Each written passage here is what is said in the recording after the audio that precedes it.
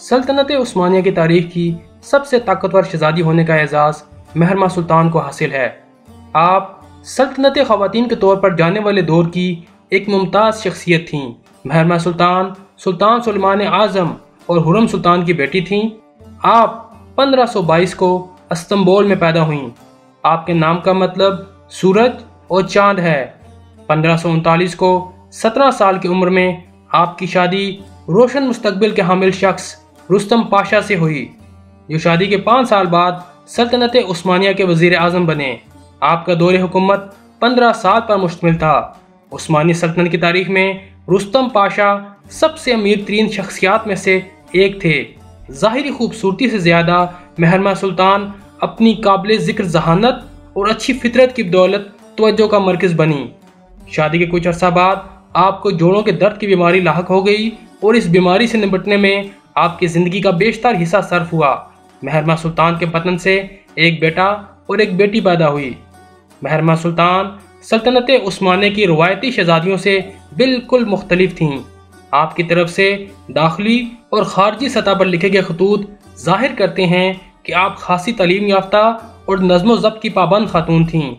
آپ سیاسی طور پر بہت سرگرم رہیں، یہاں تک کہ آپ دوسرے ممالک کے سیاسی معاملات میں بھی دلچسپی لیتی تھیں۔ پولینڈ کے بادشاہ کو تخت سنبھالنے پر آپ کی طرف سے مبارکباد کا لکھا جانے والا خط آج بھی پولینڈ میں موجود ہے۔ آپ کے والد سلطان سلیمان آپ سے بے پناہ محبت کرتے تھے، اس لیے آپ کی سلطنت کے امور میں دی گئی رائے کو کافی اہمیت دیتے تھے۔ 1558 میں اپنی والدہ خرم سلطان کے انتقال کے بعد آپ سلطان سلیمان کی مشیر بن گئیں۔ اس کے ساتھ ساتھ آپ نے والدہ سلطان کے عہدے کو بھی سنبھالے رکھا۔ اپنی ساری زندگی میں سلطنت کے امور میں آپ کی دی جانے والی رائے اہمیت رکھتی تھی۔ سلطان سلیمان کو آپ نے نہ صرف مالٹا کے مارکے کے لیے قائل کیا، بلکہ اس مارکے کے لیے 400 کشتیاں اپنی ذاتی دولت سے بنوا کر بھی دیں۔ آپ سلطان سلیمان کی پایہ تخت سے غیر موجودگی میں سلطنت کے معاملات سے سلطان کو گاہے بگاہے خطوط کے ذریعے آگاہ رکھتی تھیں۔ سلطان سلیمان کی وفات کے بعد جب سلیم ثانی سلطان بنے تو آپ ان کو سلطنت کے امور میں مشورہ دیا کرتی تھیں۔ اپنے بھائی کے سارے دور میں آپ والدہ سلطان کے اختیارات سے سلطنت کے معاملات چلاتی رہیں۔ آپ نے وزیر اعظم محمد سکول علی پاشا اور نور بانو سلطان کے ساتھ مل کر اقتدار میں متاثر کن کردار نبھایا۔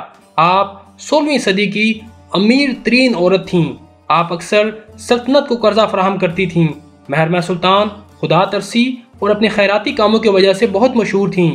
عین زبیدہ جو کہ مکہ شریف کو پانی مہیا کرنے کا ذریعہ ہے کی مرمت کے لیے آپ نے 50,000 دینار عطیہ کیے، اور عثمانی بحریہ کو مضبوط کرنے کی خاطر کشتیوں کی تیاری کے لیے آپ نے اپنی دولت صرف کی۔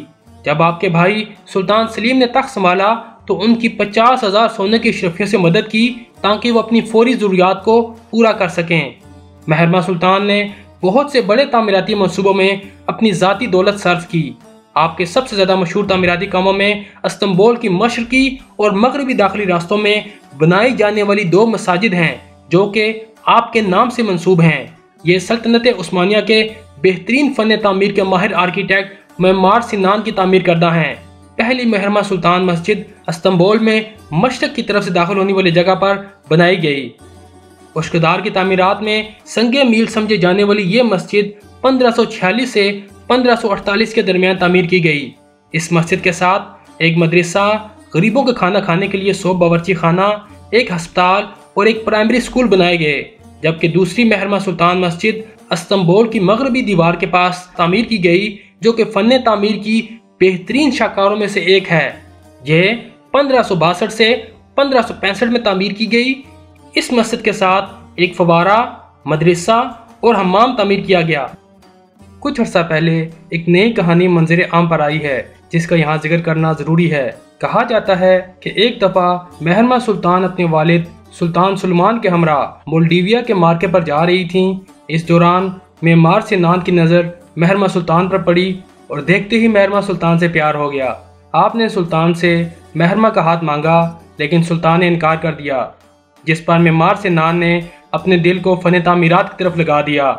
جب مہرماں سلطان مساجد بنانے کا وقت آیا تو معمار سنان نے اس طرح دونوں مساجد کو طلوع آفتاب اور غروب آفتاب کی انتہائی درست حساب کے مطابق بنایا کہ 21 مارچ جو کہ مہرماں سلطان کی تاریخ پیدائش تصور کی جاتی ہے کو جب استنبول کے مغرب میں مہرماں سلطان مسجد کے مینار کے پیچھے سورج غروب ہوتا ہے تو مشرق میں مہرماں سلطان مسجد کے دونوں مینار کے درمیان چاند ابھر آتا ہے۔ چونکہ مہرماں سلطان کے نام کا مطلب سورج اور چاند ہے، اس لیے معمار سنان نے اپنی محبت کا فن تعمیر کی ان عظیم شاہکاروں کے ذریعے اظہار کیا۔ جہاں تک اس کہانی کی حقیقت کا سوال ہے تو یہ صرف اور صرف تخیلات کا نتیجہ ہے جس کا تاریخ سے دور دور کا بھی واسطہ نہیں۔ پہلی بات یہ کہ جنگی مہم پر سلطان مہرماں سلطان کو اپنے ساتھ کیوں لے کر جائیں گے، اور دوسری بات یہ کہ مہرماں سلطان کی پیدائش کا سال بھی یقینی طور پر نہیں بتایا جا سکتا۔ ایسے میں معمار سنان کو مہینہ اور دن کیسے پتہ چلا؟ مہرماں سلطان کے بارے میں یہ بات کہی جاتی ہے کہ آپ نے اپنے شوہر رستم پاشا اور والدہ خرم سلطان کے ساتھ مل کر شہزادہ مصطفیٰ کے خلاف گٹھ جوڑ کیا ہوا تھا۔ شاہی دیوان میں ان کے اثر اور سوکھ کی وجہ سے شہزادہ مصطفیٰ کے لیے پایا تخت تک رسائی مشکل ہو گئی تھی، لیکن اس بات کی صداقت میں مہرماں سلطان اور نہ ہی خرم سلطان کے خلاف کوئی ٹھوس ثبوت ملتا ہے۔ سلطان مراد ثالث کے دور میں مہرماں سلطان نے 25 جنوری 1578 کو 55 سال کی عمر میں استنبول میں انتقال کیا۔ مہرماں سلطان سلطان سلمان اعظم کی واحد اولاد ہیں جن کو سلیمانیہ مسجد میں اپنے والد کے پہلو میں دفن کیا گیا۔ سبسکرائب کیجئے اسلامی اقدار کو اور بیل آئیکن کو دبائیے تاکہ رہتے رہیں آپ باخبر اسلامی اقدار سے۔